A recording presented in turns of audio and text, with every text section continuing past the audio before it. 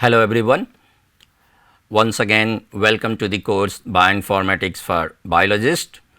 Today I am going to explain the remaining steps of developing mathematical model. This is fourth lecture of week 5 and module 1. In last lecture we saw that there are many tools available. Some of them are free and some of them need license. So, in a sense that you have to pay money for that in order to explore the steady state behavior of any biological system. I also explained that what is the need of exploring the steady state behavior of any system.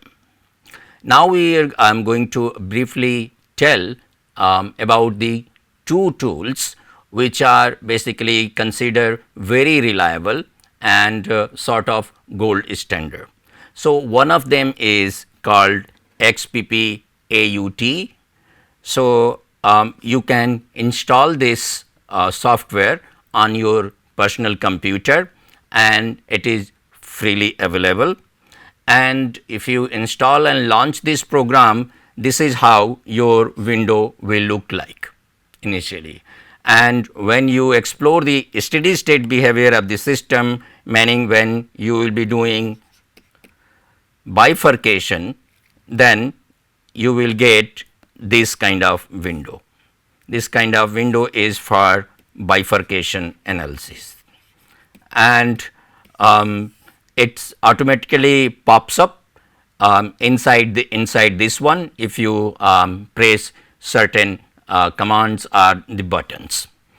For example, here a solution of one differential equation, basically phase space of one differential equation is shown, and here bifurcation is shown for a system. So, this is most reliable software available, but it takes a lot of time to learn how to do this steady state behavior, especially different kind of bifurcation. Another tool is called MATCONT. So, MATCONT is itself, MATCONT is like a tool which is prepared for work on a MATLAB. So, in order to use MATCONT, you need to have a license of the MATLAB.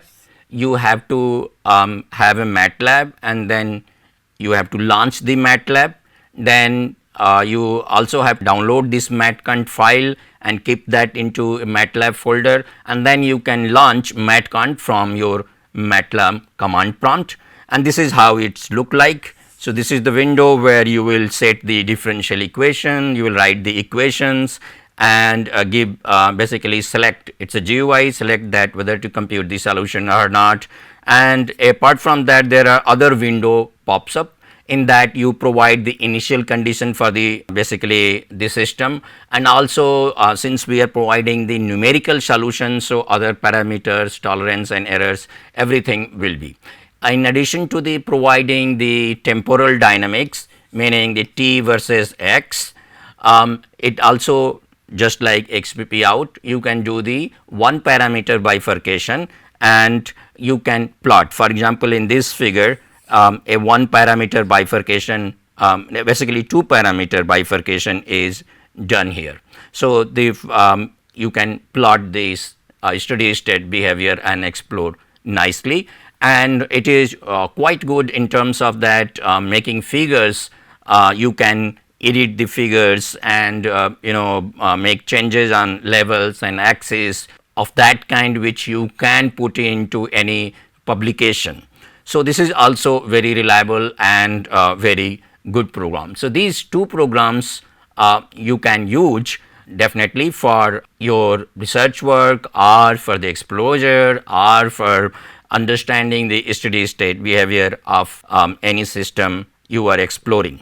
Now, I come to the step 10, in which we have actually developed the mathematical model. We have actually solved the differential equation. So, we are actually seeing certain kind of behavior of the model. Now, the next in this step what we will do is we have to calibrate your model, meaning that you have to, as you know that in your any given mathematical model there will be some parameters, and if you give different values to these parameters you will have a different behavior of the system. So, basically the system for which you have developed mathematical model, if you, for example, in case of Rhodovector spheroides, the model which we are as example developing, we have these many parameters. So, if I choose a one combination of the parameter, like you put a certain value of this one, certain value of this one, this one, this one. So, you keep one value for each one of them, then that is a one combination. Now, you change, maybe let us say I keep all the values of these parameters same, but I change the value of alpha, then that is another combination of the parameters, and you might see that the steady state behavior will be changed. Now, the task is, how do I know that for which parameter combination my system is behaving like a realistic system? So, that is the calibration. So, you will have to basically see that, okay, you know by some experiments or from the literature that this system behaves in this particular way, right. And what you do is you change or choose a parameter combination such that you get that kind of behavior of the system, then you can fix your parameter, and then you can say that now for this parameter combination my model is behaving like a real system. That is the calibration. Just like that, if you have a weighing machine, you have to calibrate it so that in order to be relying on the weight you are measuring through that weighing machine. Also, you might find that for none of the parameter combinations you got the behavior of the system just like experimentally observed. So, you need to make some changes in your model, especially there are several options where you are taking assumptions. You have, let us say, taken one assumption and there were other possibilities. So, what you will do is now you assume the next possibility, and then you see that whether for some parameter combination your model is behaving like experimentally observed or not. So, that is the refinement of that. And now, there is a third component, that once I have calibrated the system, that we know at least one parameter combination when the system is behaving exactly the way it is observed, then I will change the parameters and explore if this parameter is not kept as that default parameters when you are getting calibrated for that parameter you have calibrated, that I will call default parameter. So, if I have any other value or any change in value of any of the parameter, how the behavior of the system will change, how it's look like, and that will be your prediction, that if you do any perturbation in any of the parameter, basically through parameter you are perturbing your system. So, how your system will behave, and that is how you can say that, okay, if this parameter, let us see, I say that if alpha is very large in compared to gamma, then I might got a particular kind of behavior, and that will be a prediction which can be tested experimentally, that if I experimentally ensure that the value of the parameter alpha is very large compared to gamma, then I should observe a behavior, and that behavior should be exactly what our model is predicting if everything is fine. If everything is not fine, then that if you do the simulation for this condition, model result will not match with the experimental observation, and that can be tested only through experiment, and that is our prediction. So, that is how our model can actually do the prediction. So, I will give an example with this Rhodovector spheroides. So, here this is a simulation model result for the model which we have developed for APPA PPSR system in Rhodovector spheroides. So, here this curve shows the steady state behavior of this regulatory system, which actually regulates the expression of photosynthesis genes, basically it represses the expression of photosynthesis genes. So, if we see that now our parameters are dimensionless represented as O, and here on y axis I have concentration of reduced PPSR, oxidized PPSR and the complex form between reduced APPA and reduced PPSR. So, you see that for some parameter combinations and that is written here, and with light intensity which is uniqueness now 10, we see this kind of behavior. What this behavior is saying? So, this is a basically model behavior, and so what it says that when oxygen is high, then we can see that the level of oxidized PPSR P4 plus is high, meaning this photosynthesis genes will be repressed, whereas at low oxygen level around 1 or 0 to 1, you can see that the expression of oxidized PPSR is low. Therefore, there will be a weak repression at low oxygen level. So, meaning the photosynthesis can happen. And similarly, we have then the concentration of reduced PPSR is shown here. So, under high oxygen level, most of the proteins are in oxidized form, not in reduced form, whereas at low oxygen level most of the PPSR protein is in reduced form, not in oxidized form, which is a weak repressor. So, there will be a weak repression of photosynthesis genes at low oxygen level, and that is what the general fact we know that. So, basically for this parameter combination my model is behaving just like that we have observed, but it is actually missing one phenotype in which they observed that under semi aerobic condition the expression of photosynthesis genes happen, that is not there in this model behavior. So, basically what I am seeing that for this model parameter for low oxygen and for high oxygen level this model is explaining well, but for this parameter combination we do not have repression of photosynthesis genes under semi aerobic condition.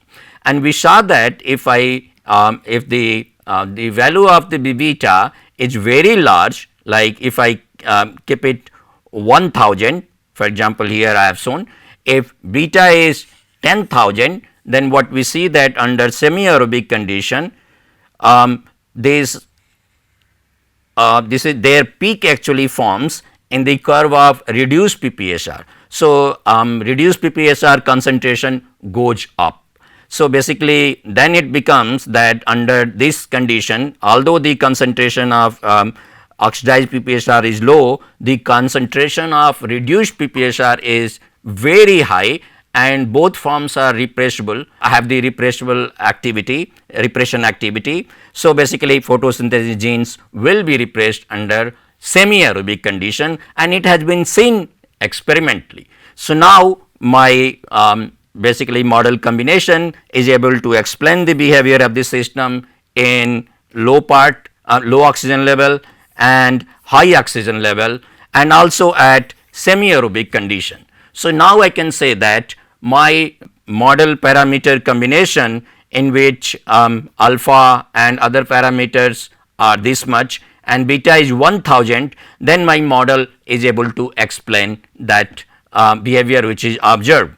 It also able to show that if you have I is equals to 10 and if you reduce the light intensity, then what you will see that the reduced PPSR concentration goes down, meaning that we have a lesser repression under low oxygen condition. So, basically it is also observed that under low oxygen level, if you reduce the light intensity, the repression of photosynthesis goes down, the expression of photosynthesis genes goes down. So, they will be actually repressed if you have increased the light intensity. So, that is why here we have a small light intensity. So, then the level of reduced PPSR is small.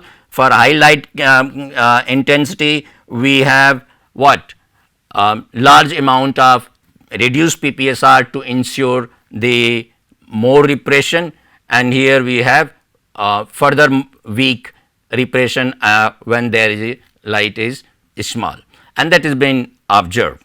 So, now our model is calibrated, refined, and now the term of the prediction. So, in prediction part what we do is we saw that if certain conditions are satisfied, probably I have that condition here, but that was alpha and gamma is large. Now, the turn is to talk about the model prediction. Here in this figure I am showing you the predicted behavior of the system. It says that for some parameter combination, what happens that you see that this increase in the level of oxidized PPSR, this curve actually happens, not monotonic increase happens, a switch like property is observed. Here what is happened that if you are starting from this side and low oxygen level and you are increasing oxygen, then you have this much oxidized PPSR, and as soon as you reached here, what happens that after this if it is 1.1 or 1.2 OEs, then what you will see that you will observe this much high concentration of oxidized PPSR. So, it is not slowly increasing, there is a jump in the concentration of oxidized PPSR. So, here the genes were not repressed, now genes are suddenly strongly repressed. So, this kind of behavior is called a bistable behavior, because in this particular parameter range, meaning the value of oxygen level, which is represented by unit length quantity O is 0.6, then you can see that there is two value of oxidized PPSR. There is one value here and there is one value down here, and basically there is another value here which is not stable. So, basically we have for the one value of the parameter you have two steady state. So, that is that is why it is called bistable system. So, what we observed that for certain parameter combination, this system can show that the increase or basically this transition from photosynthesis to repression will not happen monotonically, rather it can happen a switch like behavior, and that is what we are looking for, because we wanted to explain this switching mechanism from photosynthesis to respiration. So, we thought that maybe this APP-APPSR system is contributing in this transition from photosynthesis to respiration, and this was only predictions. Earlier nobody actually have observed this one, and this is a model prediction which can be tested experimentally.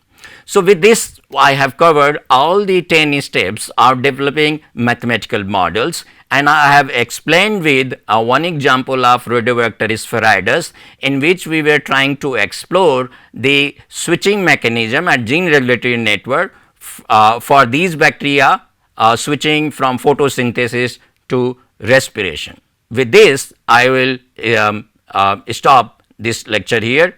Thank you very much for your attention.